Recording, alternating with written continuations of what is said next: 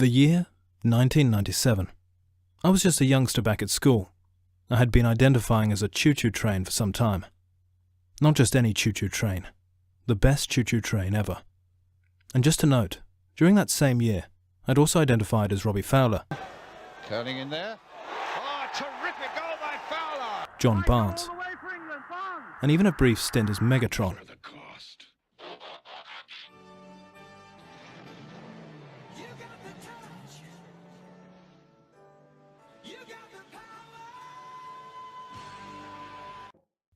But let's not focus on that. I was convinced I was a train, choo-chooing my way past Basingstoke, never late to any station. That was all until my teacher, that cruel bastard, told me that I was in fact not a train. Brutal, I know. What happened next, you might ask? Well, let me tell you what didn't happen. My teacher was not fired or reprimanded in any way. I was not pandered to. I did not go on train hormone replacement therapy and was not given any type of brain suppressant, addictive circular pill from your friends at the pharmaceutical industry. And my parents were not arrested or deemed poor parents for not playing along with the old train game. Fast forward now to 2017.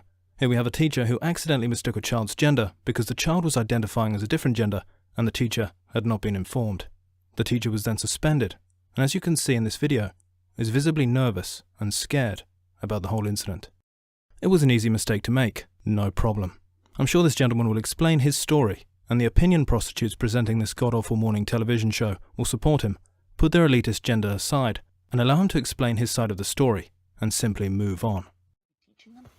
Isn't that your job, to teach them how to react? I love teaching. Yeah. But I'm referring to the students around, But a role as a teacher, isn't it? It's not just the subject you're teaching, well. it's their well-being. Oh, fuck. So let's hear the teacher's side of the story.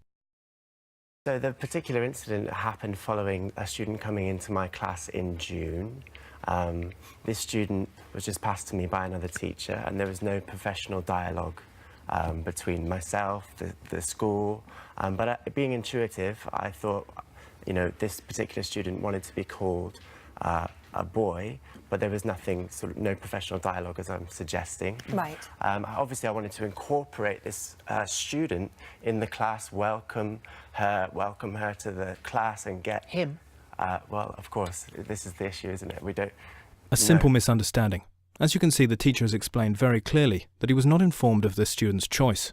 With his job hanging in the balance, he then explains the dreadful investigation process he has had to endure. The head teacher addressed me, and he there's an investigation that's going to take place. And initially he said to me it'd take one day. On the Monday, I was left not knowing if I was going to be teaching. That process happened Monday, Tuesday, Wednesday. So I was going in expecting to teach my students and do what I enjoy doing.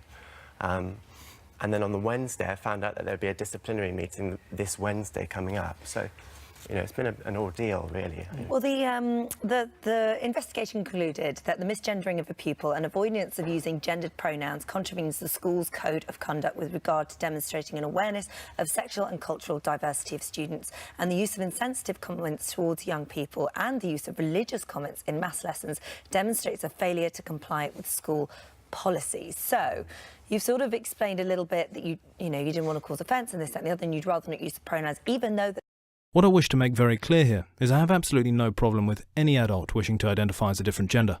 That is their choice as an adult. What leaves me dumbfounded is, 1, why are people obligated to play along with it? And 2, why are children who are still finding out about themselves and going through a maturing process both mentally and physically given such a great and dangerous power, especially considering the effects of their childhood choice will be life-altering in many different ways. Back to the show, where good old Philip Schofield lets us in on a bit of a secret without even meaning to.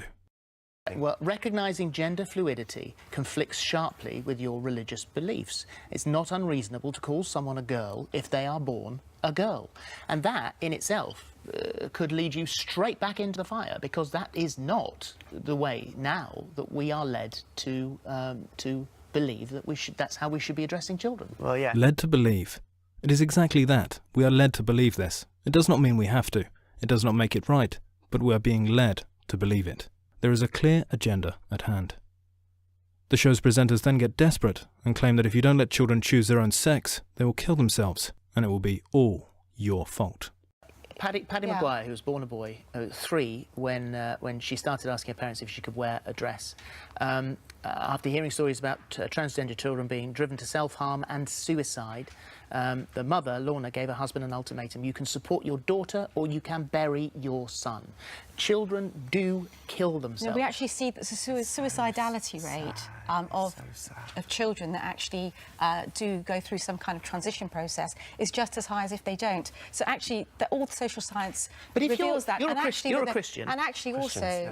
When that is factually debunked, the establishment's mouthpieces then try to claim that is what Jesus would want. No, really. They do, yeah. Yeah.